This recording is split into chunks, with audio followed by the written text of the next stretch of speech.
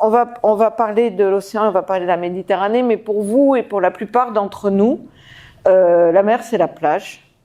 C'est éventuellement, alors la plage, c'est on va se baigner, on retourne bronzer sur la serviette, on retourne se baigner, on va sauter des rochers si on a l'occasion. Ça va pas très très loin, c'est pas du tout méprisant, hein, mais c'est vraiment l'activité principale qu'on a avec la mer. Après, c'est éventuellement la pêche pour certains autres, la voile pour ceux qui ou le bateau à moteur pour ceux qui ont les moyens et qui ont l'envie et qui aiment ça.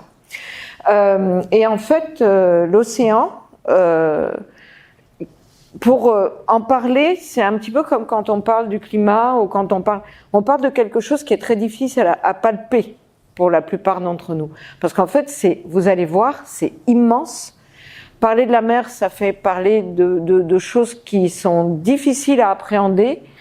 Et on a toujours pensé, enfin du moins jusqu'à il n'y a pas très longtemps, les humains ont pensé que c'était l'endroit où on pouvait tout lâcher. Et en fait, non, pas du tout. Et vous allez voir que même ce que l'on ne lâche pas dans l'océan se débrouille pour y pénétrer. Donc, on va faire ça ensemble. Et donc, dans un premier temps, quand même, parce que je pense que j'ai un public qui n'est pas du tout océanographe, je vous décris en quelques mots ce que c'est que l'océan pour vous familiariser avec l'objet. Puis après, quelques mots sur la pression actuelle de réchauffement climatique et de perturbation. Et on va regarder comment, justement, l'océan, l'Anthropocène pénètre profondément dans l'océan. Voilà. Alors, je vais utiliser c'est un peu rock'n'roll parce que j'ai pas de pointeur, donc je vais utiliser la souris au moment où j'aurai besoin de vous montrer les choses qui sont à voir un peu plus précisément sur mes diapositives. Si jamais le micro, je le bouge trop, parce que vous allez voir, enfin je bouge beaucoup en fait quand je fais une conférence, et donc voilà. Et puis je vais avoir besoin de bouger parce que je meurs de froid depuis que je suis arrivée à Saint-Étienne à Lyon. Il faut savoir que je suis à Toulouse d'habitude et qu'il fait pas tout à fait la même température. Voilà, c'est tout. Mais peut-être que chez nous ça s'est refroidi aussi, hein, j'ai pas regardé. Alors notre planète est bleue, elle est couverte aux 3/4 de sa surface, 71%. de mer. Elle est vraiment, donc quand on prend la navette spatiale ou quand on a les missions Apollo, la première chose qu'ils ont constaté, c'était que la planète était bleue. En géochimie et en sciences du système Terre, c'est-à-dire celle qui permet de décrire le climat, on décrit notre planète sous forme de réservoir ou de compartiment. Alors c'est pas très joli comme nom, un réservoir comme un compartiment, mais c'est ce que j'ai trouvé de mieux. Et en fait, vous avez donc le compartiment océan, qui est en bas, là de ma diapositive, qui représente 71% de la surface de la Terre, a une profondeur moyenne de 4 km et est constitué de 1,4 milliard de mètres cubes d'eau.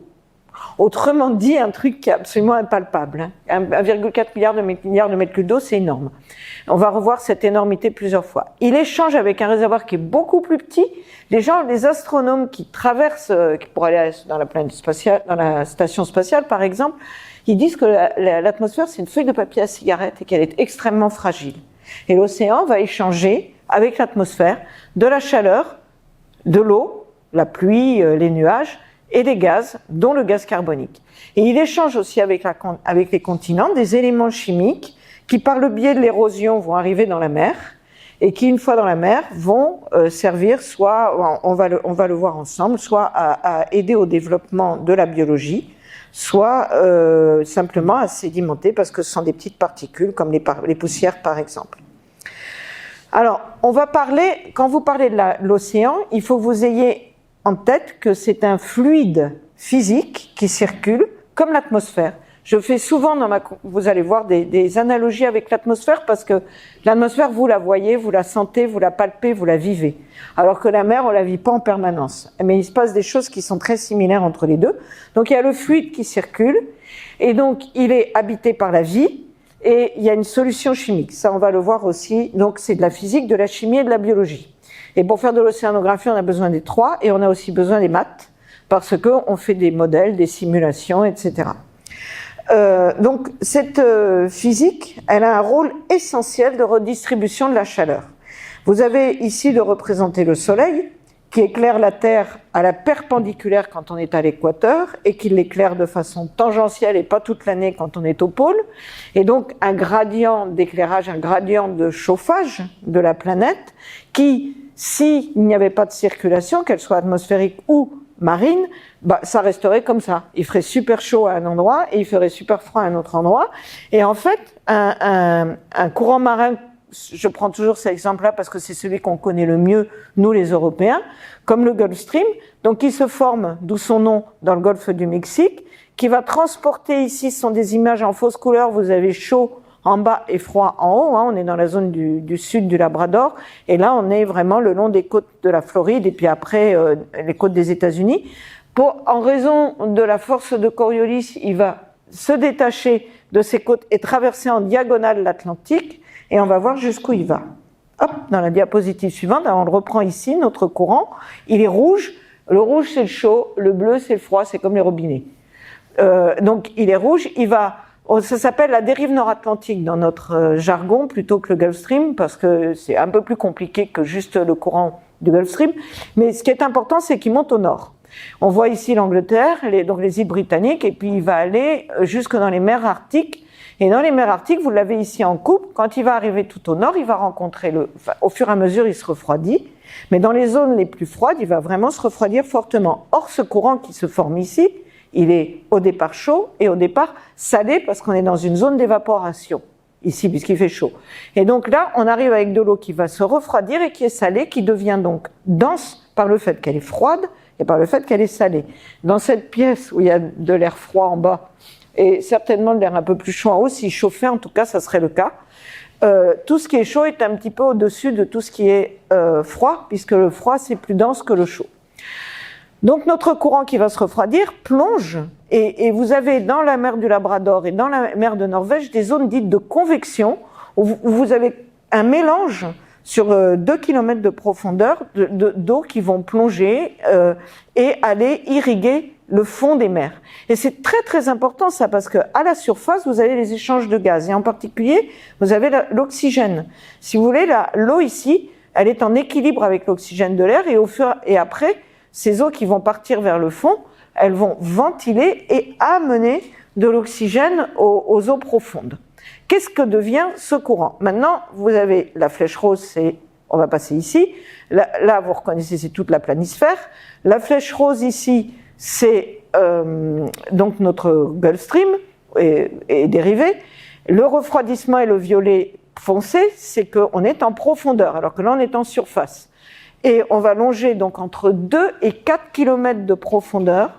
On va longer les côtes des États-Unis, les côtes du Brésil, et on va faire le parcours du Vendée Globe, en gros, avec des courants marins qui sont toujours en profondeur, qui vont tourner autour de l'Antarctique, qui vont remonter ici, irriguer l'Indien, irriguer le Pacifique, et puis il y a des processus océaniques qui font que ça remonte en surface. L'eau, elle ne peut pas s'échapper, donc elle revient par les détroits indonésiens ici, elle revient par le Cap Horn ici, elle repasse ici par le courant des Aiguilles, elle remonte dans l'Atlantique Sud, elle revient dans le golfe du Mexique, et bloup, ça recommence. Ça, c'est la circulation générale océanique, dite aussi circulation thermo-haline, parce que sa dynamique, elle est au départ contrainte par le chaud et le sel. Premier quiz, à votre avis. Alors, il y en a peut-être qui savent. Hein. Alors, ceux qui savent, vous ne le dites pas tout de suite. Combien de temps ça met à faire le tour, à votre avis? Pendant cela, je bois un coup. 1000. Qui a dit 1000? Oh, c'est pas possible, vous le savez. Une année? Non? Une année? 1000 ans? 1000 ans. 1000 ans. Ouais, c'est 1000 ans. Mais moi, j'aime pas quand la bonne réponse, elle arrive tout de suite. J'ai eu 3 mois, j'ai eu 1 an, j'ai eu effectivement une année. Non, ça met 1000 ans. Et 1000 ans, c'est déjà très court, en fait. Quand on compare aux échelles géologiques, nous, on vit dans un monde qui est quand même très récent. Il y a 1000 ans, on était au Moyen-Âge. Voilà. Bon, c'est pas si loin, hein. Donc c'est une époque, enfin on va dire que c'est une échelle historique. Donc oui, ça met 1000 ans à se mélanger, et ça a été mesuré avec des éléments chimiques qui sont des traceurs, comme le carbone 14 par exemple, et ça je pourrais répondre aux questions là-dessus ultérieurement. Mais j'ai oublié de me mettre en diaporama, ce que me rappelle tout de suite cette diapositive. Alors ici vous avez une simulation lagrangienne, donc c'est une petite particule d'eau qui part du large de l'Australie, ça va recommencer. Hein. Et quand on est en surface, on est dans le rose. Quand on commence à plonger à 2000 mètres, on est dans le jaune-vert. Et puis à 4000 mètres, on est dans le violet. Et le bleu-violet. Et vous voyez que cette petite particule fait d'abord un petit tour dans l'Indien parce que c'est pas aussi linéaire que ma grosse flèche. Ma grosse flèche, c'est la grande simplification. Mais il y a des tourbillons partout. Il y en a à grande échelle, et puis il y en a à moyenne échelle, puis il y en a à petite échelle. Ça tourbillonne beaucoup. Mais le grand mouvement, c'est celui que je vous ai décrit. Et en fait, vous voyez qu'elle fait donc son petit tour dans l'Atlantique ici. Donc alors on va la suivre là. Hop, elle passe par le courant des aiguilles. Hop, trois fois le tour. Elle monte. Là, elle plonge, il fait froid, elle va plonger en profondeur et elle va faire ce que j'ai raconté, c'est bien, les modèles sont d'accord avec moi ou le contraire. Hop, 3 fois le tour aussi autour de l'Antarctique et elle remonte. Pour vous donner une échelle qui est importante, quand on tourne autour de l'Antarctique, le courant qui tourne autour du continent antarctique représente 140 fois la somme de toutes les rivières du monde.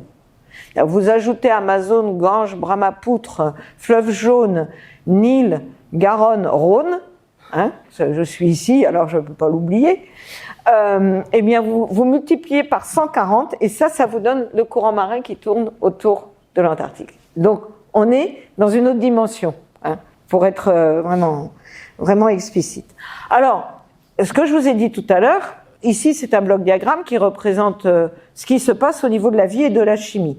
Vous avez d'abord la couche éclairée, j'ai perdu ma souris, mais je vais la retrouver, voilà. La couche éclairée dans les 100 premiers mètres ici, et ensuite, vous avez entre 1000 et 4000 mètres. Alors, dans la couche éclairée, qu'est-ce qui se passe? La lumière du soleil peut arriver.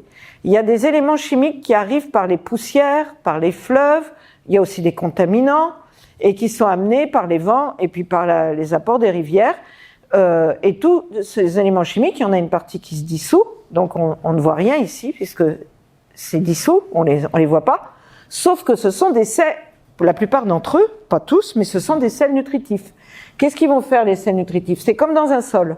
Vous allez avoir de la lumière et de quoi nourrir des plantes, vous allez développer des algues, la photosynthèse.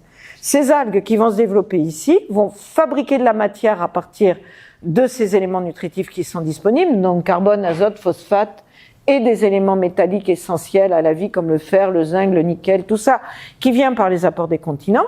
Et puis, elles vont être broutées, elles vont être utilisées par les premiers prédateurs qui eux-mêmes vont être mangés par les poissons, qui eux-mêmes vont être mangés en particulier et entre autres par les humains. Sauf que cette matière, quand les espèces qui vivent à la surface de la mer, il y en a qui vivent un jour et celles qui vivent le plus longtemps, les diatomées, c'est 3 semaines.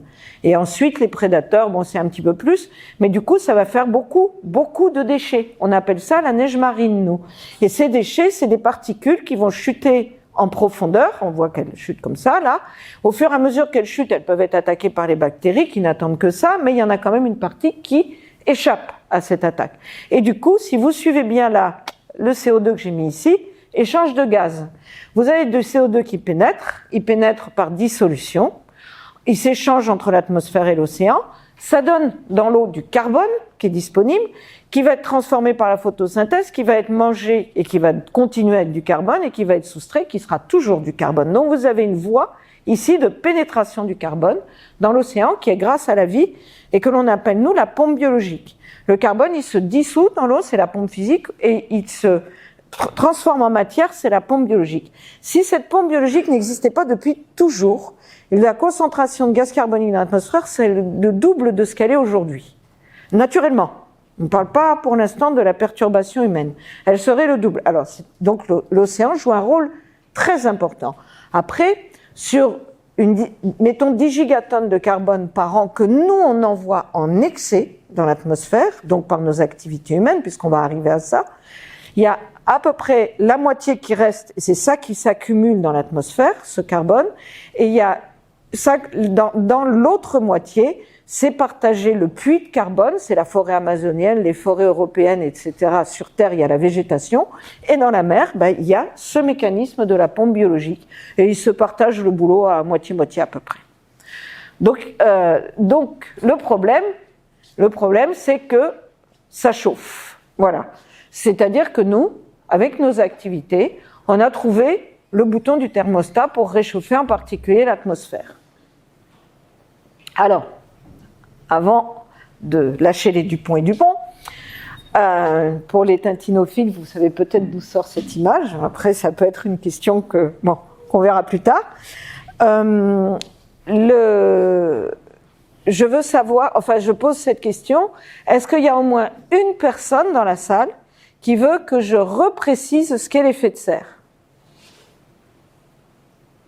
Une seule me suffit pour passer 2 diapos sur l'effet de serre, autrement je zappe par-dessus l'effet de serre. Voilà. En général, c'est bien, vous savez, nous, on a une petite expérience de médiation scientifique et avec le train du climat, on s'est aperçu que 80% des gens ne savaient pas ce qu'était l'effet de serre. Donc, c'est toujours bien de faire ce petit rappel, mais je le demande toujours parce que je ne veux pas vexer les gens. Alors, c'est très simple. Et puis, en plus, dans la salle, il y a un spécialiste qui s'appelle Félix. Si jamais vous avez des questions à poser, il connaît très très bien la question, je l'ai vu tout à l'heure. Alors, vous avez le rayon solaire qui arrive ici. Et vous avez la Terre, ici, vous avez ce qui est représenté ici, c'est notre atmosphère. Elle est volontairement représentée comme une espèce de couche qui ressemble un peu à une vitre, comme une serre, mais en fait, c'est juste que c'est l'enveloppe qui nous entoure et qui, d'après les astronomes, a la taille d'une feuille de papier à cigarette qui se traverse très très vite. La moitié de ces rayons solaires, il y a une partie qui est absorbée par l'atmosphère, l'autre qui est renvoyée, la moitié arrive au sol. Arrivé au sol, ça chauffe. Et si on arrive à la nuit, là, vous le sentez très bien, la Terre renvoie des rayons qu'on ne voit pas, d'abord parce qu'il fait nuit, mais en plus parce qu'on les voit pas, parce que c'est dans l'infrarouge. Et ces rayons infrarouges, ils vont aller un peu se cogner à des gaz qui ont la propriété d'être des gaz à effet de serre, c'est-à-dire qu'ils sont capables de réémettre, renvoyer par la dynamique de leur physique, les liaisons moléculaires, je ne vais pas rentrer dans ces détails, mais ils renvoient 95% de ce rayonnement de base, de ce rayonnement infrarouge. Et donc, en fait, 5% s'échappent seulement. Donc, vous voyez, c'est un phénomène extrêmement important, surtout que c'est un phénomène naturel. Qui peut me dire quel est le premier gaz à effet de serre, à part ceux que je sais qui savent? Voilà. Non, Michel, tu ne répondras pas. Oui. Le gaz carbonique, hein? C'est ça? Ah, la vapeur d'eau. Oui, c'est la vapeur d'eau. Donc, on a d'abord la vapeur d'eau qui fait que notre Terre est habitable. Sans la vapeur d'eau, c'est représenté ici, la température moyenne de la Terre serait de moins 18 degrés. Aujourd'hui, elle est de 15 degrés et un peu plus, grâce à nous. Mais en fait, en moyenne, elle est de 15 degrés. Et c'est ça qui rend la planète vivable. C'est le cocon. L'effet de serre, c'est vraiment positif. Là où ça va pas, c'est quand on augmente l'effet de serre et surtout quand on l'augmente très très vite. C'est ce qu'on va voir ensemble. Et d'ailleurs, c'est ce qu'on voit tout de suite avec cette diapositive. L'échelle de temps. Ici, c'est 800 000 ans et ici, c'est aujourd'hui. Et qu'est-ce que vous avez de représenter? C'est la concentration de gaz carbonique dans l'atmosphère entre 800 000 ans et aujourd'hui. Alors, vous voyez que... Alors d'abord, comment on a fait pour mesurer la concentration de gaz carbonique il y a 800 000 ans? Ça, c'est quelque chose que l'on confie aux glaciologues, que l'on peut aussi confier aux océanographes. Les glaciologues, ils vont faire un forage, ils vont ramasser une carotte de glace, c'est-à-dire un tube, c'est un cylindre dont ils vont, découper des tranches, faut pas que je lâche mon micro, découper des tranches, donc ils vont vous donner dans le temps, au fond de la carotte, c'est les plus vieux, et puis en surface, c'est ce qui est en contact avec notre atmosphère aujourd'hui. Et dans ces carottes de glace, au moment où la neige tombe et où la glace va se former, on piège des petites bulles qui renferment, elle ne concentre pas, elle renferme la composition de l'atmosphère de l'époque. Donc du coup, on mesure aujourd'hui l'atmosphère d'il y a 800 000 ans. C'est quand même très très beau, c'est la géochimie. Alors, on mesure avec, on a des paléothermomètres, on peut même reconstituer la température, on fait plein de choses. J'ai encore perdu avec ma souris baladeuse, mais bon, c'est pas très grave. Donc, ce que vous observez, c'est que vous avez là, il y a 800 000 ans, et entre 800 000 ans aujourd'hui, il y a des épisodes où il y a plus de gaz carbonique, moins de gaz carbonique, plus de gaz carbonique. Le grand rythme, c'est sur 100 000 ans à peu près. Donc tous les 100 000 ans, ça monte et ça descend.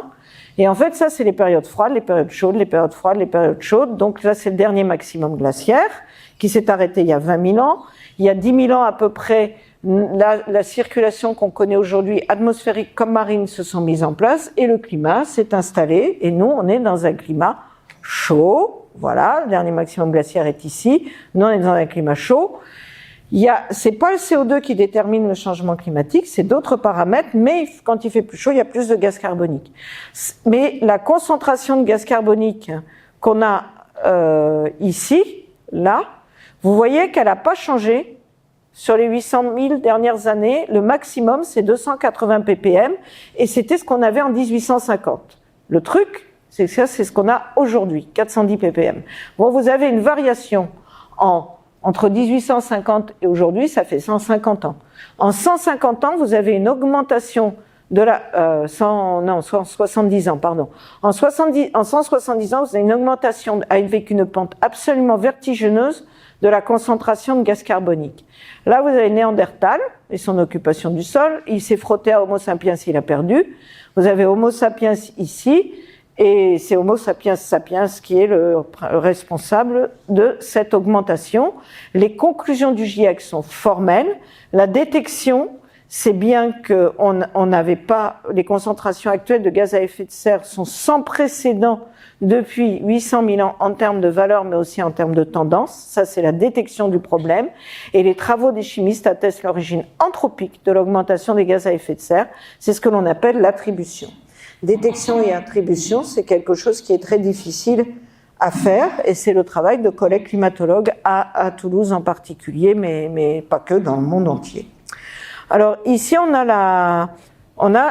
passe de ce que l'on mesure, la période de mesure, on passe de 1980 à 2100. Et c'est toujours la concentration, non, ça n'est plus la concentration de gaz carbonique, pardon, ce sont les émissions. Alors pourquoi les émissions, pas la concentration? La concentration, on peut la mesurer quand on est présent, quand on est là. Et les émissions aussi. Les émissions, par contre, on peut les calculer pour la période où nous ne sommes pas là, c'est-à-dire pour le futur. Vous avez ici des scénarios. Alors, qu'est-ce qu'on fait pour calculer ces émissions? On met autour de la table des urbanistes, des démographes, des géographes, des spécialistes de l'agriculture, des spécialistes de l'énergie, bien sûr. Et en fonction des systèmes sociétaux que l'on décrit, on va avoir des scénarios avec une très forte émission de gaz à effet de serre, c'est la courbe rouge, avec une projection, comme il y a un lien entre la concentration en gaz à effet de serre à cause de ces émissions, on peut calculer quelles seront les concentrations, et on peut en déduire une température, puisqu'il y a un lien direct entre les gaz à effet de serre et la température. Et on voit qu'on peut atteindre des températures de 5 degrés à la fin de ce siècle si on continue à consommer comme on le fait aujourd'hui. C'est le fameux scénario du business as usual. Et puis vous avez le scénario qui est représenté ici, il y en a plein des scénarios. Le scénario qui est représenté ici, c'est celui du scénario dit des 2 degrés, donc la tentative des accords de Paris. On s'engage à 193 pays pour ne pas dépasser 2 degrés à la fin du siècle. On n'est pas très très bien parti aujourd'hui, puisqu'on se situe à peu près dans cette zone ici aujourd'hui, c'est-à-dire qu'on a tendance à aller plutôt vers les 3 degrés de plus à la fin de ce siècle. Alors c'est de plus par rapport à 1850, qui est la valeur de référence. Aujourd'hui, l'augmentation de température moyenne, rapport du GIEC là, c'est 1,09 degrés, 1,1, vous pouvez retenir 1,1, depuis 1850. Et si on continue comme on fait aujourd'hui, c'est dans 10 ans qu'on passe la barre des 1,5 degrés. Et vous allez voir les conséquences que ça peut avoir, ce réchauffement. Ça, c'est les courbes du dernier rapport, mais c'est les mêmes. Et donc, si on ne fait rien, quels sont les effets à attendre? Bien, Michel a abordé ces questions-là, et vous les avez en observant ce qui se passe grâce aux médias, et parce qu'on l'a vécu l'année dernière en Languedoc-Roussillon, avec des températures de 45 degrés. Vous avez des chaleurs extrêmes, des vagues de chaleur, des fortes précipitations, des sécheresses et des méga-feux. Et cette année, il y a tout eu. Et quand on est en hiver, en Australie, les méga-feux, ils les ont eu aussi. Donc, et les vagues de chaleur, on a les vagues de chaleur urbaines, mais on a les vagues de chaleur sur Terre, mais on a aussi des vagues de chaleur marines. Ça, vous ne les voyez pas, mais il y a des endroits où il y a des grosses vagues de chaleur, exactement comme on a des vagues de chaleur sur Terre. Alors, avant d'aller dans la mer, on va regarder les rivières. Les rivières, parce que, entre autres, les rivières, en France, c'est ce qui va alimenter la mer. On a évoqué le train du climat. En fait, je ne sais pas si vous avez l'occasion de le voir. C'est pas à Lyon qu'on a le plus de monde. Alors, vous n'êtes peut-être pas venus.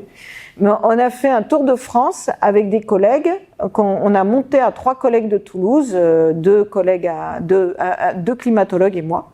On a monté une exposition qui a tourné autour d'un train qu'on a fait avec une médiatrice scientifique, avec une agence de communication qui a transformé nos courbes moches en magnifiques objets. C'était très beau. Et dans ce train, en fait, il y avait une première partie qui était comment marche le climat, la deuxième, c'est comment on le perturbe, nous, les humains, la troisième, c'est qu'est-ce qui va se passer si on fait rien, et pour pas qu'ils partent déprimés, la quatrième, c'est les solutions. Donc c'est pour ça qu'aussi, je termine toujours ma conférence par une discussion sur les solutions. Et on avait réalisé ces cartes-là, et ces cartes, c'est la simulation de l'enneigement à la fin de ce siècle. Quand c'est rose, c'est une réduction extrême de plus de 75% par rapport à aujourd'hui de l'enneigement dans nos montagnes, donc les Pyrénées, le Massif central et les Alpes. Et ici, vous avez la représentation des débits des rivières, qui est une conséquence directe de la réduction de cet enchaînement. Donc la réduction faible de l'enneigement, il n'y a plus que des petits points qui sont concernés. La réduction faible du débit des rivières, à part dans le nord de la France, la Somme et quelques rivières en Alsace, c'est une véritable catastrophe, et en particulier dans nos régions. Et ça reflète quoi? Ça reflète qu'il y a moins de neige, il y a moins d'effet château d'eau des montagnes, et il y a plus d'évaporation. Donc les deux amèneraient à plus de 50% de la moitié du débit de la Garonne, moitié du débit du Rhône, etc., pour la fin de ce siècle, si on ne fait rien. Ça a des conséquences aussi sur le milieu marin. Mais c'est important aussi, parce que ça a des conséquences sur notre énergie. On parle de pallier au déficit d'énergie en construisant des centrales nucléaires, sauf qu'elles sont refroidies par des rivières. Et actuellement déjà, Golfech, qui est sur la Garonne, est arrêté 2 mois par an en été, parce qu'il n'y a plus assez d'eau dans la Garonne, et qu'elle est trop chaude, pour la refroidir. J'ai le graphe suivant. Alors là, attention, on arrive en mer. On arrive en mer. Et une chose importante qu'il faut comprendre avec l'eau, tout simplement, l'eau, si vous chauffez 1 litre d'eau, une casserole d'eau, elle va rester chaude beaucoup plus longtemps que si vous chauffez cette table ou que si vous chauffez un caillou. Le caillou, il va se refroidir très très vite. Il n'a pas la capacité de garder la chaleur. L'eau garde la chaleur qu'on lui apporte. L'océan, c'est de l'eau. L'océan garde la chaleur qu'on lui apporte. Qu'est-ce que c'est que ce graphe absolument pas beau? C'est les années, moi toujours, donc cette fois-ci c'est des années de mesure, puisqu'on démarre en 1900, là c'est 1980, là c'est 2010. 1960, 80, 2010, et ça c'est l'énergie accumulée par rapport à cette énergie en excès que nous, l'humanité, on envoie en réchauffant le système, qui s'accumule dans les eaux. Alors, en bleu plus clair, c'est dans les eaux de surface, c'est-à-dire sur les 700 premiers mètres. C'est ça, les eaux de surface, chez nous, c'est pas les 10 ou les 5 premiers mètres, hein, c'est tout de suite une couche un peu épaisse. Ensuite, vous avez les eaux profondes ici, et puis vous avez ici ce qui se stocke sur Terre. Et vous voyez que, en fait, le dernier chiffre, c'est 93% de l'énergie en excès se stocke dans les océans. Avec pour première conséquence, si vous vous rappelez de ce que je vous ai raconté tout à l'heure, de la circulation dite thermo-haline, c'est-à-dire avec la température et avec le sel, si vous montez la température, vous modifiez forcément la circulation. Et cette circulation, elle est déjà modifiée en Méditerranée, par exemple. Parce que la Méditerranée fait partie des endroits où le réchauffement climatique est important. Mais ça a d'autres effets, ce réchauffement de l'eau. Ça a un premier effet qui est qu'on dilate l'eau, et vous avez, au cours du siècle dernier, une augmentation du niveau marin qui est mesurée par des marégraphes. Cette courbe-là, c'est l'augmentation du niveau marin au cours du XXe siècle, qui a été de 17 cm. Ce qui fait que quand vous avez des plages qui ont réduit de taille et que vous avez des anciens qui vous disent, mais moi quand alors les anciens, je commence à en faire partie, mais moi quand j'étais petit, je me baignais, la plage a été plus grande, mais c'est vrai, 17 cm sur une plage du golfe du Lion, ça se voit, il n'y a pas de problème, les plages ont réduit, mais ça va pas s'arrêter là, ça va pas s'arrêter là parce que ça s'accélère. ça s'accélère à cause d'une part du réchauffement et d'autre part de la fonte de la glace qui est piégée dans les montagnes et qui est piégée, donc les glaciers alpins, les glaciers andins, les glaciers himalayens, etc. Donc qui, pour la plupart d'entre eux, 98% d'entre eux, il y en a quelques-uns qui augmentent de taille, donc ça intrigue les glaciologues, mais il y en a très peu. Ils se réduisent et la calotte, donc la glace qui est posée sur le Groenland, sur le continent Groenland, elle fond aussi et elle amène de l'eau douce d'ailleurs là où normalement le sel aide à ce que les eaux plongent. Donc les eaux qui doivent plonger normalement devant le Groenland, elles sont à la fois un peu moins salées et un petit peu plus chaudes. On reparlera de ça si vous voulez plus tard. Mais ça peut gêner cette plongée des eaux. Et aujourd'hui, la montée du niveau de la mer, c'est 3,4 mm par an. Donc ça, c'est mesuré à la fois avec nos marégraphes. Alors ça, c'est à Venise, hein. C'est mesuré avec les marégraphes à Venise. Alors la mesure avec les marégraphes, elle est bruitée. Et on mesure aussi, et c'est fait dans mon laboratoire. Mon laboratoire est comme spécialité d'utiliser les satellites pour mesurer la hauteur de la mer, entre autres. Alors comment on fait pour mesurer le niveau de la mer? La mer n'est pas toujours plate et elle n'est pas toujours comme ça. Comment on fait pour mesurer le niveau de la mer? On envoie depuis ce satellite un signal radar qui va toucher la surface de la mer qui revient. C'est comme le radar des flics, ça bouge un peu moins vite qu'une voiture à 180 à l'heure, mais et donc ce signal va donner une mesure du niveau de la mer avec une précision centimétrique et en dessous, grâce au traitement du signal qui est fait. Donc on a un suivi de la montée du niveau de la mer qui est fait. Les satellites, c'est bien parce qu'ils tournent autour de la Terre et ils repassent tous les 8 jours au même endroit. Donc, il nous fait une mesure extrêmement précise du suivi du niveau de la mer. Alors, on ne fait pas que ça avec les satellites. On fait la couleur de la mer, on fait la salinité de la mer, on fait la température de la mer. Tout ça, c'est dans mon laboratoire. Vous verrez que je ne fais pas ça, moi, puisque je vais en bateau. Et avec les marégraphes, on a donc l'augmentation ici du niveau de la mer. Vous avez entre 1950 et 1980, vous voyez bien que cette augmentation, elle s'est accélérée. Et la moitié des causes, c'est la dilatation, l'autre moitié, c'est la fonte des glaces. Alors, comme pour la température et les émissions de gaz à effet de serre, ces scénarios qui nous permettent de calculer qu'est-ce qui va se passer dans le futur, comme on sait que cette température va influer la fonte des glaces et la dilatation, c'est une des choses dont on est le plus sûr qu'elle va être la montée du niveau de la mer à la fin de ce siècle. Alors quand je dis le plus sûr, c'est quand même une barre d'erreur entre 40 cm et 2 mètres. 40 cm, c'est vraiment le minimum. C'est-à-dire que si on éteignait tout, on passe dans le scénario à 2 degrés, on a une prévision d'augmentation du niveau de la mer de 40 cm qui maintenant est tamponnée, approuvée, etc.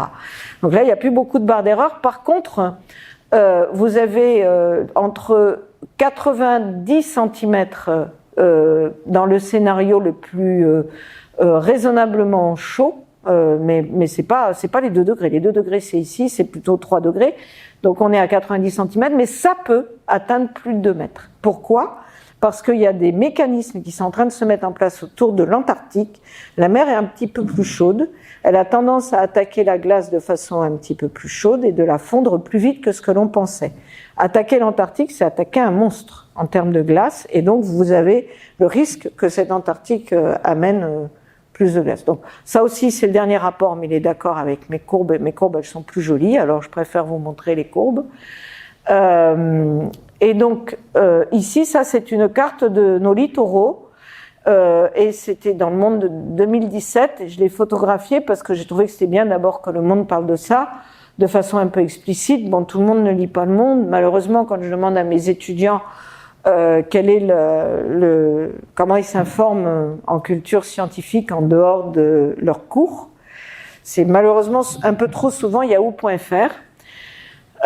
Et en général, c'est bien plus sérieux dans Le Monde, dans Libération et dans Le Figaro. Bon, enfin, moi je vous le dis, vous faites ce que vous voulez. Alors ici, c'est les côtes rouges. Alors, ce que j'ai pas aimé, c'est leur gamme de couleurs. Hein. Orange, c'est les côtes moins sensibles, et rouge, c'est les côtes plus sensibles à la montée du niveau de la mer. Alors, les rocheuses comme ici, ou le nord de la Bretagne, etc., évidemment, elles sont pas sensibles. En Méditerranée, vous avez les calanques qui sont peu sensibles, et vous avez en rouge tout le golfe du Lion, en rouge toutes les Landes, le sud de la Bretagne, la Vendée, etc., la baie de Seine, donc tous les endroits où les côtes sont sableuses. Là, on a des érosions qui sont supérieures à 50 cm par an. Et si on augmente le niveau marin de 1 mètre, un tiers des surfaces et infrastructures et la moitié des bâtiments sont susceptibles d'être submergés. On reverra ces chiffres pour la Méditerranée un peu plus précisément. Alors pourquoi le focus pour la Méditerranée? Il y a deux raisons qui motivent ça. D'une part, il y a deux zones du globe qui sont considérées comme des hotspots du réchauffement climatique. C'est l'Arctique et la Méditerranée. Donc c'est vraiment des endroits qui sont particulièrement sensibles et on va le voir ensemble. La deuxième chose, c'est que je parle souvent dans ma région, où les Toulousains, dès qu'il fait beau, ils vont à la Méditerranée. Il y en a quand même qui vont à l'océan, mais voilà. Et je pense qu'à Montpellier, à Marseille et à Lyon, c'est un peu pareil. Donc autant parler de la mer que vous connaissez le mieux, pour la plupart d'entre vous. Je trouve cette carte très très belle. Qu'est-ce qu'elle montre? Elle montre la température de la Méditerranée. Ici, c'est 12 degrés, on est en hiver. Ici, c'est plutôt 18 degrés. Peu importe ce que ça montre, c'est que, bah oui, elle est plus chaude au sud, elle est plus chaude à l'est. Et les zones froides, elles sont situées juste le long des côtes en hiver, mais c'est très très important, vous allez voir pourquoi tout à l'heure. Et c'est surtout parce que je la trouve très belle. Voilà. Alors ça c'est beaucoup moins beau, c'est surtout beaucoup plus flippant, et concentrez-vous parce que c'est un peu compliqué à comprendre. Les climatologues ont comparé la température moyenne des 30 dernières années du dernier siècle, c'est-à-dire entre 1970 et 2000, à la projection des 30 dernières années de ce siècle. Donc en fait, vous avez la projection des températures entre 2070 et 99 comparée à celle de 61 à 90. Et donc en fait, sur 30 années, et là, ça c'est la gamme de température que vous voyez, c'est entre 2 degrés pour le jaune d'augmentation et 3,4 pour avoir entre 3,4 et presque 4 degrés pour le violet. Et ce que vous voyez, c'est le scénario du laisser-faire. Et il y a des endroits du globe de la Méditerranée où ça montera à presque 4 degrés de plus, ce qui est absolument énorme. Et dans le scénario dit sobre, on a quand même des augmentations de température à prévoir qui sont significatives. Ça peut avoir des conséquences terribles. En particulier, vous chauffez, donc on fait une couche légère quand on chauffe à la surface. Vous faites une couche légère qui va stratifier. Alors ça a plein de conséquences. Ça empêche cette convection hivernale. Alors il faut savoir qu'en Méditerranée, quand on est dans l'autre sens, quand on est ici en hiver, golfe du Lion, je vais revenir avec ma souris, hop, là, quand vous êtes ici, là et là, vous avez les vents froids, le Mistral, la tramontane pour nous, qui vont générer une baisse de température en surface à 12 degrés à peu près. Et en dessous, la Méditerranée, elle est chaude, elle est à 13 degrés en moyenne. Donc si vous avez une température plus froide, avec une eau, on est au début de l'hiver, l'eau s'est évaporée en été, elle est salée, elle est froide, elle est salée, convection. Convection sur 2 km de profondeur. Et qu'est-ce que ça fait ça? Ça amène de l'oxygène dans les fonds. Si vous chauffez, vous bloquez avec une couche d'eau chaude, vous allez bloquer la surface et du coup, vous inhibez la convection. À partir de là, il y a moins d'oxygène qui part au fond, il y a une désoxygénation accélérée de la Méditerranée. Et donc, il faut éviter que ça chauffe, tout simplement. Donc, comme ça chauffe avec le gaz carbonique, mais vous allez l'entendre plein de fois, il faut éviter d'émettre du gaz carbonique dans l'atmosphère. L'autre chose dont on peut parler, qui est vraiment très caractéristique de nos régions et qui est violent, ce sont les crues et les événements extrêmes, et en particulier les tempêtes dites d'Est, qui vont amener ici ce que l'on appelle les crues cévenoles. Alors c'est quoi le mécanisme? Ça se passe en septembre, octobre, au moment où la mer est encore chaude, elle évapore, les nuages gorgés d'eau, la vapeur d'eau arrive sur les montagnes des Pyrénées, des Cévennes et des Alpes avec tout leur stock d'eau, sauf que là, il fait déjà frais. Alors, il n'y a qu'à voir la température qu'il fait aujourd'hui. Et d'un seul coup, bien l'eau, donc il y a une condensation et l'eau tombe. et elle tombe de la façon dont elle est tombée à Marseille il y a quelques jours. Donc ça, c'est vraiment des phénomènes orageux qui n'étaient pas très très forts. Ça a beaucoup amené de poubelles et d'anthropocènes dans la mer, mais en fait, c'était pas un épisode monstrueux. Par contre, à Cannes en 2015, il y a eu un épisode qui a coûté 650 millions d'euros. Je n'ai pas le chiffre de la Vésubie, parce qu'ils sont encore en train de réparer. On ne sait pas combien la Roya ça a coûté. Mais avez-vous vu les images? C'est quand même quelque chose d'absolument dingue, ce qui se passe. Et ces événements extrêmes, 10 épisodes Cévenol ordinaires, c'est 500 millions d'euros à peu près. Parce qu'il y a des dégâts considérables. Mais ça s'arrête pas là. Parce que, au moment où vous avez ces événements de crue, donc une rivière qui d'habitude est toute tranquille comme le Vidourle, qui est vraiment rien du tout, et puis qui se met en colère parce que y a trop d'eau qui arrive d'un seul coup, et puis il y a l'urbanisme, et puis ça déverse à toute allure. Mais vous avez aussi le niveau de la mer qui monte.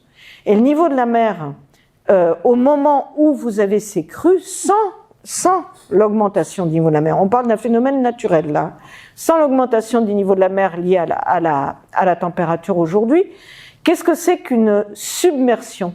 Une submersion, c'est parce que au moment où vous avez ces tempêtes qui viennent de l'Est, c'est que vous avez une dépression, et si vous avez une dépression, qu'est-ce que ça veut dire une dépression? Ça veut dire que l'air au-dessus de la mer est moins, il y a moins d'appui moins parce qu'il y a moins de pression, dépression.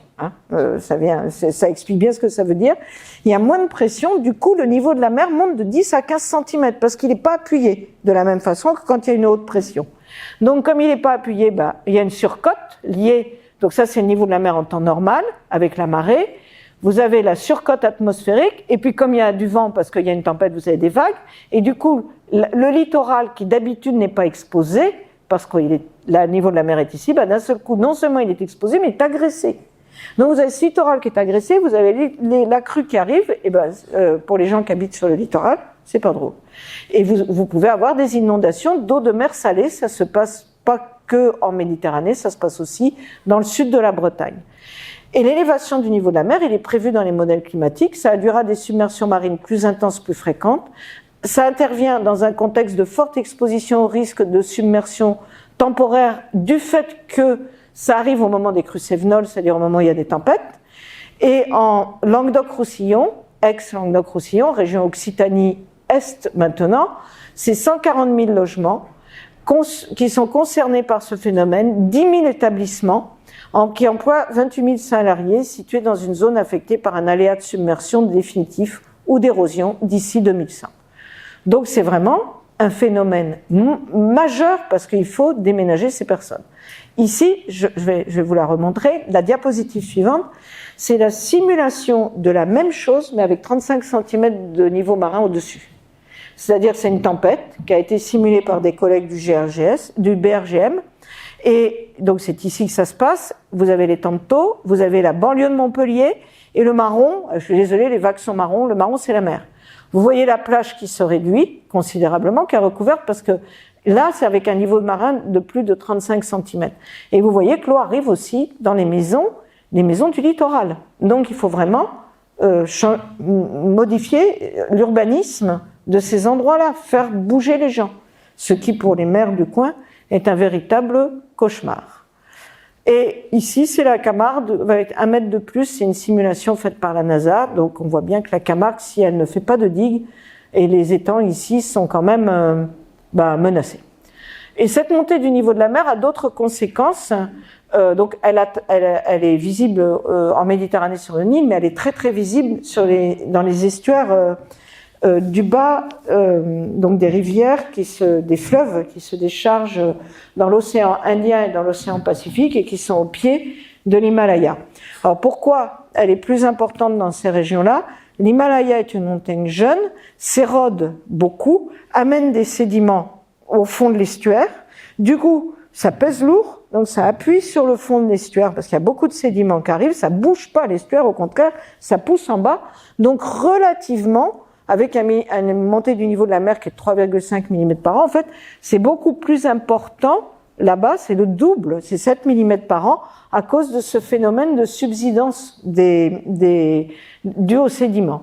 Et en fait, ce qui se produit, c'est que au Bangladesh, et puis c'est pareil à Bangkok, etc., il y a des gens qui voient le toit de leur maison qui est dans la mer, déjà aujourd'hui, donc ils sont des réfugiés climatiques, et en plus, quand vous remontez dans ces rivières, elles se salent, ces rivières, parce que la mer monte, donc au lieu d'avoir de l'eau douce pour boire, pour irriguer, etc., ils sont obligés de déménager parce que cette salinisation est vraiment importante. Mais elle est importante ici aussi, malheureusement, mais on est atteint par le même mécanisme. Ici, vous reconnaissez la côte du golfe du Lion. En rose, c'est les zones les plus sensibles à la salinisation, c'est-à-dire que les nappes phréatiques qui arrivent à se décharger de façon en dessous du niveau de la mer, mais pas profondément en dessous, à 20 mètres, 50 mètres, 100 mètres sous le niveau de la mer. Si le niveau de la mer pousse, eh bien, vous avez la montée de ces nappes phréatiques qui vont pénétrer à l'intérieur de la mer. Et vous voyez que, une fois de plus, les côtes comme celle des Calanques sont beaucoup moins sensibles. Le jaune, c'est sensibilité faible que, évidemment, la côte du golfe du Lion. Dans mes focus, j'ai un focus sur une zone de la Méditerranée que certains d'entre vous connaissent, qui est le golfe de Gabès, c'est un exemple d'un hotspot du hotspot. C'est-à-dire que c'est une région qui est particulièrement touchée déjà maintenant par le réchauffement climatique. Alors, en fait, c'est dû à la circulation de surface de la Méditerranée. Il est très peu profond. Cette circulation, les eaux de l'Atlantique sont là, elles vont longer la côte et hop, elles vont plonger ici, où elles vont rester un certain temps. Des eaux qui restent à une latitude où il fait chaud, dans un endroit où il fait chaud, elles chauffent. Et donc, qu'est-ce qui se passe avec ces eaux qui restent là? D'une part, alors ça, c'est les mesures entre 93 et 2000. Vous voyez que la gamme de température ici, c'est plus élevé que tout autour. Donc, il y a une bulle de chaleur dans le golfe de Gabès. Eh bien, il est évalué quand, dans 30 ans, 2052, c'est dans 30 ans, si on ne fait rien, toujours pareil, la température atteindra 29 degrés ici. Donc, c'est des températures extrêmes. Plus de 30 degrés, c'est vraiment extrême parce que ça nuit au développement de beaucoup d'organismes vivants.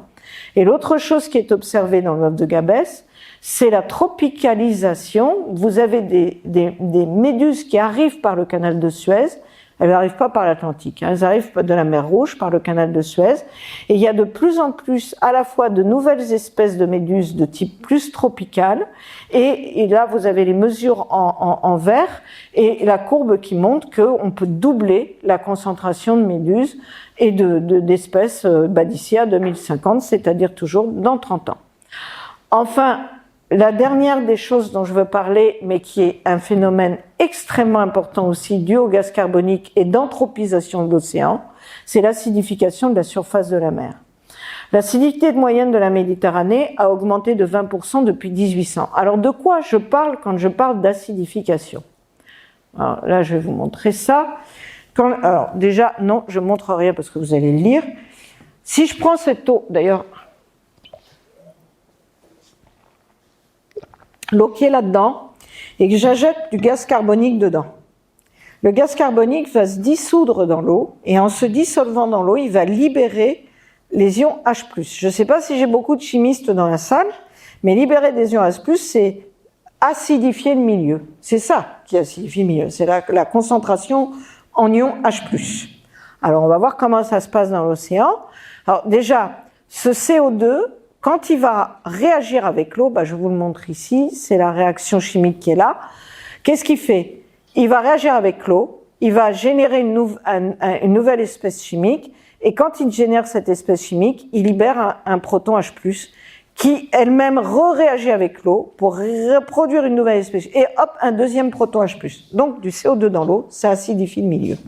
Alors qu'est-ce que ça veut dire en termes de danger? Donc ça n'a rien à voir avec le réchauffement, hein. C'est pas le réchauffement, l'acidification, c'est un autre mécanisme. Et en fait, ici, vous avez donc le CO2 atmosphérique qui augmente, et c'est vraiment le mauvais garçon parce que à la fois il génère un réchauffement de l'atmosphère, mais aussi il va générer cette acidification de notre mer, et cette acidification elle impacte directement la biologie. Pourquoi? Parce qu'à la surface de la mer, vous avez des algues, vous avez des escargots, vous avez des tas d'organismes des coraux dont le squelette est calcaire. Et si vous acidifiez le milieu, vous allez nuire au développement de ces espèces calcaires. Et pour comprendre pourquoi, il suffit de réfléchir à quand vous voulez retirer une trace blanche sur une vitre, on utilise du vinaigre ménager. On peut aussi utiliser du vinaigre lorsque l'on veut détartrer une cafetière ou un robinet, etc., qui s'est entartré. Et en fait, pourquoi? Parce que le tartre, c'est du calcaire, et l'acide va dissoudre le calcaire. Si vous êtes une espèce vivante avec une coquille calcaire, vous êtes agressé par cet acide ici. Donc, la biologie, elle est affectée à la fois par le fait que la circulation océanique, par le réchauffement, il va attaquer la circulation océanique, mais il génère l'augmentation du niveau de la mer, et il va affecter la biologie parce que les espèces qui sont habituées à vivre dans le froid, eh bien, elles migrent plus vers le nord. Les maquereaux ont disparu de l'embouchure du Saint-Laurent. C'est mesuré, c'est parce que ils avaient trop chaud, donc ils sont partis vers le nord. Les morues sont partis encore plus vers le nord. Elles sont victimes de la surpêche aussi, hein, mais il y a aussi ces migrations. Mais vous avez aussi cette acidification qui attaque ces organismes vivants. Alors, pour ceux qui ne sont pas familiers avec l'échelle pH, hein, parce que le pH de l'eau de mer, quand je parle d'acidification, ça ne veut pas dire que l'eau devient acide, parce qu'on parle d'assez haut. Alors, le pH, c'est quand le milieu est basique, le pH est de 12. C'est une échelle logarithmique de la mesure de l'acidité d'un milieu. Le pH est de 12 quand c'est de la soude, qui est très agressive, et le pH est de 1 quand c'est de l'acide, qui est très agressif aussi. Alors ici, vous avez quelques produits dont on connaît le pH. Le savon est relativement basique. Le sang est à pH neutre, à 7. La valeur, donc, puisque vous allez de 14 à 0, le sang est au milieu. Le coca est entre 2 et 3. Il est à 2,5, le pH du coca. Ça, pour ceux qui aiment ça, vous pouvez vous poser des questions. Et l'eau de mer est à 8,2, normalement. Et l'eau de mer, elle s'est acidifiée à cause de cette réaction chimique. Et donc, qu'est-ce que l'on fait, nous les océanographes? Ça, c'est pas moi qui ai fait ça, c'est des collègues qui travaillent sur cette question de l'acidification. Comme les gaz se dissolvent plus dans les eaux froides que dans les eaux chaudes, ils sont allés en mer de Norvège faire leurs expériences. Ils ont mis des tentes, vous voyez là, ces tentes qui sont posées sur l'eau, dans lesquelles, donc ces tentes elles vont jusqu'au fond. Et donc ça emprisonne un petit peu, mais de façon totalement le plus naturelle possible, c'est ce qu'on appelle des mésocosmes dans notre langage, c'est des tentes dans lesquelles vous pouvez augmenter la concentration de gaz carbonique. Et en dessous, vous avez la vie, vous avez des organismes vivants, et donc on peut doubler, quadrupler la concentration de gaz carbonique et évidemment avoir un témoin. Et donc, qu'est-ce que ça donne? Alors déjà, les espèces qui sont menacées, c'est genre ce petit escargot ici, cette petite limace dans l'Arctique, et ici, c'est dans l'océan austral. Au contraire, ce petit ptéropode, il est fait d'une coquille calcaire qui est sensible à l'acidification. Et cette acidité, elle a augmenté de 30% donc au cours des 250 dernières années, mais si les émissions de gaz carbonique continuent, on multipliera par 3 l'acidification d'ici la fin de ce siècle. Et ce taux est 100 fois plus rapide que tout ce qui a été expérimenté depuis 300 millions d'années, parce qu'on a des marqueurs, les géochimistes, qui nous permettent d'évaluer l'acidité de l'océan il y a 300 millions d'années. Qu'est-ce qui se passe pour les organismes qui vivent à la surface? Ici, vous avez des photos de microalgues. Ces microalgues, elles sont faites d'une cellule, mais autour de cette cellule, elles se protègent avec une petite coquille calcaire. C'est ce qu'on les appelle les coccolithophoridés, et les plaques de calcaire, c'est ça. Vous en avez là, vous en avez là. Alors ça, c'est avec une concentration, c'est des manips qui datent un peu, hein. C'est des concentrations de gaz carbonique naturel, 380, donc on n'était pas à 410, c'était début des années 2000. Vous voyez que ça a changé très très vite. Mais peu importe, là ils ont doublé la concentration, ils sont passés à 720 dans les petites tentes, et voilà comment ont réagi ces petites algues. Vous voyez celle-là, elle n'est pas du tout costaud puisqu'elle n'a pas du tout aimé, et celle-là, on le voit assez mal, mais en fait la coquille est très affectée par ça. Des expériences similaires ont été menées sur des coraux. Les coraux deviennent, vous pouvez me croire parce que les photos sont pas de très bonne qualité, mais ils deviennent poreux, ils perdent de la taille de leur squelette et ils sont abîmés par cette acidification. D'ailleurs, les coraux, ils sont triplement menacés. On va voir pourquoi. Ils sont menacés par le réchauffement parce qu'un corail, c'est l'association d'une algue et d'un animal. L'animal construit le squelette calcaire et l'algue par la photosynthèse, amène des nutritifs et nourrit notre animal. Et donc, en fait, ce corail, l'algue, elle aime pas avoir trop chaud. Si la température dépasse 30 degrés, hop, l'algue, elle s'en va. Et donc, le corail, il a plus sa source de nourriture, c'est ce que l'on appelle le blanchiment du corail. Il est évidemment attaqué par l'acidification, puisqu'il est en calcaire, et il est aussi attaqué par la montée du niveau de la mer, parce que il se développe à une profondeur donnée, qui convient à l'algue et qui convient au corail. Mais si vous augmentez le niveau de la mer, il y a moins de lumière qui arrive sur l'algue, et l'algue est gênée aussi dans son développement. Et la croissance de certains, les patates comme ça, là, elles sont vraiment affectées. Les coraux branches grandissent plus vite, ils arrivent à suivre le niveau de la mer. Mais elles, là, elles ne suivent pas, en fait.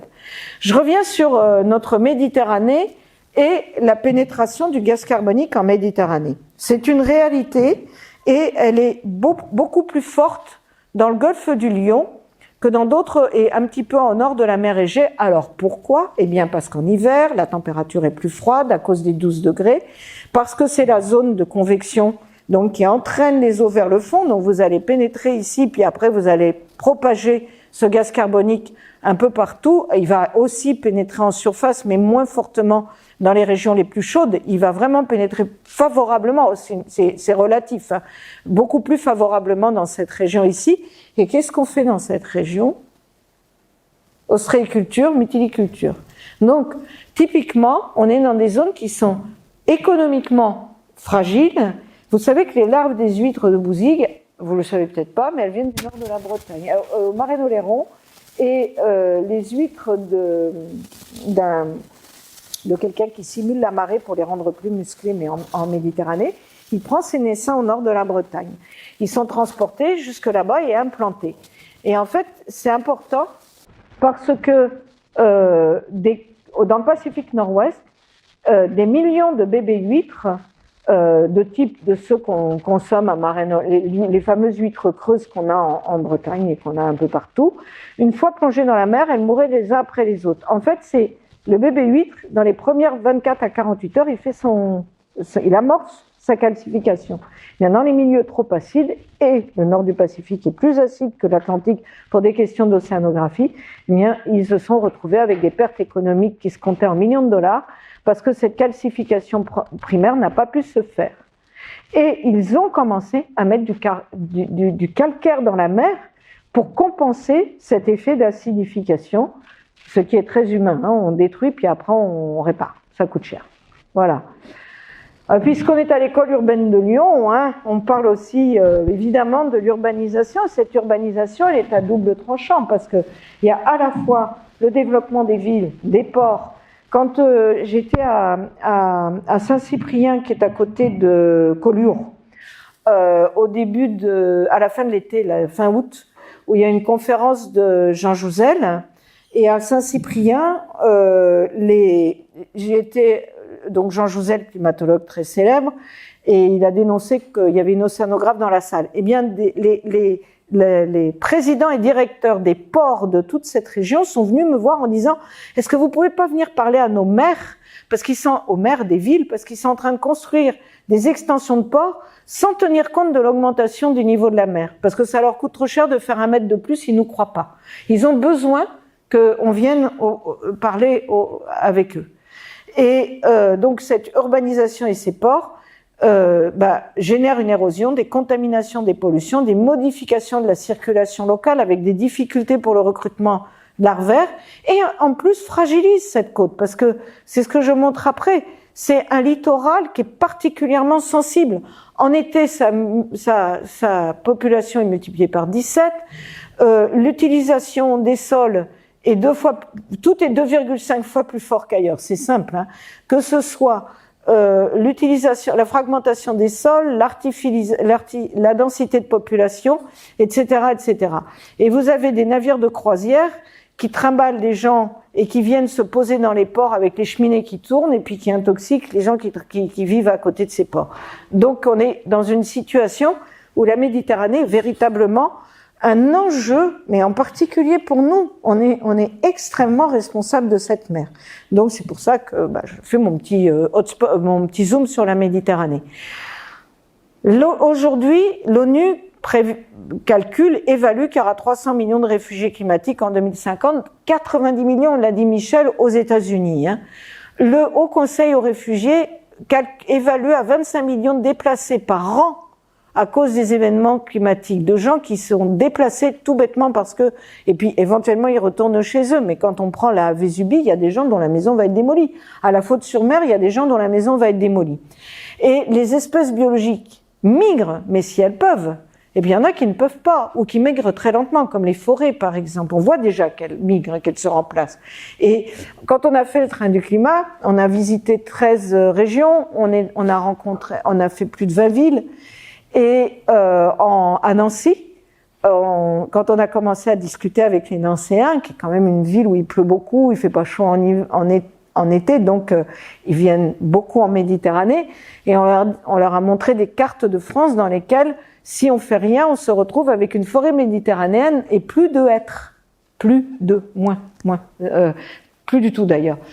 Très rapidement, en fait, ça aussi, c'est à l'échelle du siècle. Et ils étaient là à dire, mais non, c'est pas possible, on peut pas avoir des pins maritimes. C'est-à-dire, ce qu'ils vont chercher dans leurs fantasmes et dans leurs rêves, ils ne le veulent surtout pas pour chez eux. Mais on est tous comme ça. On n'a pas envie de voir notre paysage changer.